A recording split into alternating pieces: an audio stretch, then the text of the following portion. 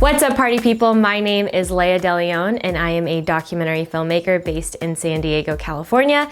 And today I'm sharing with you documentary interview tips. I've done hundreds of interviews before, and these are some of the secrets that I have uncovered over the years. So if you are looking to master the art of the interview, looking to make your subject more comfortable on camera, to mine some gold and get some golden nuggets for the sound bites that you need for your film, keep watching because I'm going to tell you some tactical tips. First, research. This is something that I feel like we all don't do enough, but research is key. That means it could be going to Google, their social media. If they're famous already, maybe they've done interviews, podcasts. I mean, anything that you can get your hands on that is your character on camera, speaking, or even actually recently I've discovered talking to one of their close friends, maybe asking them ahead of time, like, hey, like I'm doing this documentary on you. Is it okay if I talk to like your friend Joe? And if they say yes, or maybe you're already friends with Joe, you talk to Joe and be like, hey, tell me about Sally. But yeah, you should know your character. You should be the expert. And sometimes, you know, this isn't always the case. Maybe you don't know anything about them, but you can still do research about what you do know about them. So, you know, if you're interviewing a chef, you could listen to other chef interviews, or you could just study other famous chefs. Just do research on what you know about the person, and the more you know, the better going into an interview. And research doesn't have to be you spending time at the computer or behind a screen. This can also mean you getting up and trying something for the first time. For example, we started telling stories in the jiu-jitsu community, and so Matthew and I tried a free week at Autos HQ, and we tried jiu-jitsu ourselves. And Matthew's actually a white belt at Autos right now, and he continues to learn more and really ground himself in the community to better tell stories within the community, because you become part of that community. This seems like maybe a no-brainer kind of thing, but you know, we as documentary filmmakers and artists can kind of be like so visionary about like what we think they're gonna say, or like we think we know them, or we think we know their adversity. But honestly, like, you don't know this person. Like, there's something about them that drew you to them, so you're curious about them, but there's so much that we don't know about each other. And so you have to just start from a very, very base level of open-mindedness, which includes respect, dropping your ego, and just really putting aside any sort of judgments or preconceived ideas of them, and be ready to talk to another human being. You need to be at that level to receive that level of vulnerability. So here's an idea that I don't really remember who I learned it from or where I learned it from, but it's the idea of building a cocoon with your subject. So as the director or the person that's going to be asking the questions, you really want to think of it as you're building this cocoon of safety and honesty and just something so that they can feel comfortable. And by what I mean is, a lot of times setting up an interview, it takes time, right? Like there's some lights to set up, or like you're like messing with your audio equipment, like making sure you can hear them and stuff. And you know, us documentary filmmakers, a lot of the times we're doing many jobs. The idea, instead of showing that anxiety or something, is really focusing on the person. How can you build that cocoon from the moment you see them, or even the moment that you start working with them, where they feel they're understood, they're heard. People are honest and vulnerable when they feel safe. So this tip, I think, is not only for our mindset as a filmmaker, this is something I actually tell to every single subject that I interview. You ready for this? This is a conversation. It's not a Q&A session, it's a conversation. There's nothing to be worried about. Again, it's that idea of like dropping everyone's ego and just, even though it can be very intimidating with the lights and the camera, and obviously it's not normal, it's not a normal conversation, but the more that you can go into that mindset of, look, I'm another human being talking to another human being, and we're here to have a dialogue, and this is a conversation. And I find that a lot of people, whether it's for original documentaries or for branded content, people can be really nervous. I always try and reassure them and tell them over and over again, don't worry, this is a conversation, it'll be fun, forget the camera, and just focus on me. We're having a conversation, me and you, let's do it. Another tip is study your interview questions ahead of time. This is like the same thing with it's a conversation, not a Q&A. How can you make it feel like a conversation is by already being super familiar with your question. Someone won't open up if you're like, okay, number one, what's your name? And how did you feel about that? You know, like you do not want to like always look down at your paper or your phone or whatever, because it takes you out of the moment. The more you can just like connect one-on-one, and maybe every now and then be like, you know what, that's a great point. Like I'm gonna check my notes real quick so I don't forget where I'm at. If you study your questions, you can help it feel more like a conversation, so it's not like you're looking down at your paper the whole time.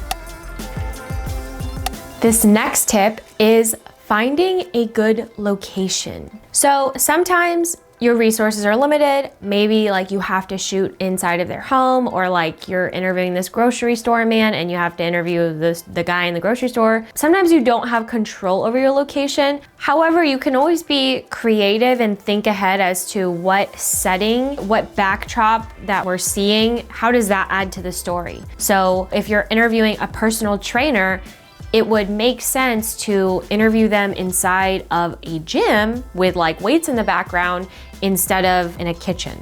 But it's something to think about when choosing your locations if you have the flexibility. Now, understood, sometimes you're on the fly, run and gun, like you just have to get the interview, but thinking ahead as to what the visuals will be, what will the overall mood be, and what is the underlying story or props in the background that can also help tell the story is also good to remember.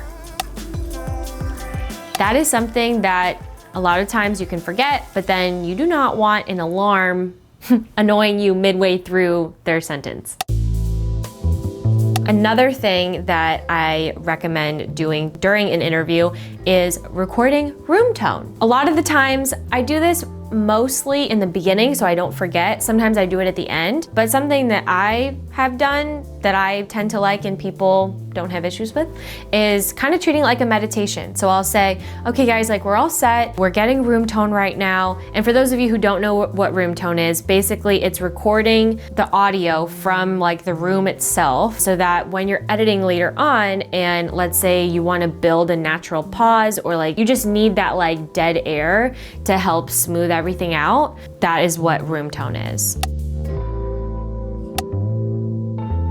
Another tip is to ask one question at a time. Not two, not three, not four. I know it can be really exciting and a lot of things can pop up in your mind, or sometimes it's hard to articulate what you want to ask. But take this for example. For a short documentary I produced called We Are Like Waves, this is a hypothetical situation I'm giving you. Our main character, Sanu, she is a girl that lives in Sri Lanka, and the film is basically about her deciding to become a surfer in Sri Lanka, where a lot of the culture believes that it is not a sport fit for women. So instead of saying something like, why don't local girls surf here? Do you think that this is part of the cultural mindset? What do you think about that? What do your friends think about that? Like, which one do you answer first? I'm not sure. Then you're also not making sure that you're getting the answer that you actually asked for because you asked 3 in 1. So they could basically be like, oh, well, I'm only gonna answer the first one, or I'm only gonna answer the third one. Versus if you ask one question, you will get one answer. People do this in conversation too. I mean, this is a common problem, people, okay? So ask one question at a time. This is a great tip. So if you've been tuning out, please listen up because this one's one of my favorite ones. Nonverbal communication as the director. So what do I mean by this? This means when you are asking your subject a question, or even just thinking about like a conversation between a friend, you know, you're gonna say like, uh-huh, right? Or like whatever comes to mind. As much as it's tempting to give verbal communication to your subject, telling them that you're listening, it is extremely more valuable, and your editors will thank you when you zip the lip. So if something's funny, if something is surprising, or whatever your reaction is, just hold it back and do a lot of these, like, or just like wait until there's like enough of a pause for you to say something. Silence is good. Silence is great. You know, those friends that you can have silence and it's not awkward, you want to build that with your subject too. Sometimes when they finish a thought, you don't have to go back in for the conversation and ask another question. It's okay if you are kind of like sitting in it for a little bit. Even like staring at them, like, you know, just kind of letting it breathe a little bit. Because then they might elaborate on it, or they might bring up a new point, or you might use that silence in the edit. So let's say you've done your interview, you're feeling pretty good, you feel like you've kind of like gotten what you need, and here is the magic question to ask at the end of every single interview. I do not care, every single interview. Are you ready? Anything else you'd like to add? Mic drop, because then you have your subject thinking and they're like, and they're already in this like meditative state. You're asking these like big life questions, you know? So they're kind of like in this mind space already towards the end of an interview. So, you know, they might like think for a second. And then, oh my goodness, a lot of the times what they say right then and there is gold. A lot of the time, because it's something very deep from their heart that they're, you know, sharing with you. So that, friends, keep that in your pocket, write that down. Okay, here's another tip that may or may not apply to every situation, but I find this especially helpful for branded content. If there are some things that you know you want your character to say, have some scripted lines that you say at the end of the interview, because they're already warmed up, they're already chatting with you honestly, and then towards the end, they don't really care. You can just kind of feed them lines and work with them on the delivery. For example, one of our clients, Service Channel, so we were trying to get across the idea that Service Channel gives you peace of mind. And I believe I had some questions during the actual interview that, you know, was trying to get the answer from that person, but maybe in the body of the interview, if I realized that maybe they didn't say, oh, Service Channel gave me peace of mind, then I have my little scripted lines section at the bottom with maybe like 5 lines, and I could ask someone like, okay, could you repeat after me? I just have some scripted lines, like these are some things that we can record in different tones, but it'll really help for the edit. Could you say, Service Channel really gives me peace of mind? And then a lot of the time, if they agree with that statement, they're okay with it. They don't care, they wanna be directed. If you were sitting in the chair, wouldn't you feel good if the director knew what they were doing and you would kind of trust them after a long interview and building the Cocoon and everything that I've taught you so far? Yeah, and I think sometimes documentary filmmakers were like, oh no, it's unscripted. We don't want to make it fake ever, but it also makes our job really hard when sometimes it just doesn't work out that they say the exact thing that you're looking for. So I think it's okay, and I think that you can coach people through, especially like for branded content, having some of those scripted lines that you know will help you in the edit, just like one-liners, I have been doing, and I find it very successful. Finally, this is another one that I've been trying to experiment with recently, is having your subject record filler words. So this is after the interview is already done. Maybe you've done your scripted lines already, but you can explain to them just like how I'm about to explain it to you. Hey, so right now we're gonna just have you record some filler words. This will help our editor tremendously when we cut it all up and make you sound amazing and smart and wonderful. Sometimes we end up missing some key words such as and, but, for, you know, so do you mind if we just record you saying some filler words? And then you kind of coach them through like, okay, so the first one, let's just have it be and. Could you say and a couple times? And sometimes people will really naturally get it and they'll be like, and. You know, there's certain people that can kind of like get the idea of doing different tones, but sometimes you have to kind of coach them through it. That's really helpful. That's something that I've been doing recently. It will really save the day, because I'm sure all of you know trying to Frankenstein someone saying a sentence that you pull from different sections of the interview can be really tough. But if you have some of those key filler words, you can make sentences flow very beautifully. Wow, that was a lot. And that was just the scratch of the surface. I feel like I could make lots of different videos about the interview. I'm constantly improving my skills as an interviewer, and will continue to share with all of you as I continue to get better. But anyways, that is a wrap on today's video. Thank you so much for tuning in. I hope you found it useful. If you did, give it a thumbs up, subscribe, leave me a comment, follow me on Instagram, and I'll see you on the next one. Peace. Just, Sure.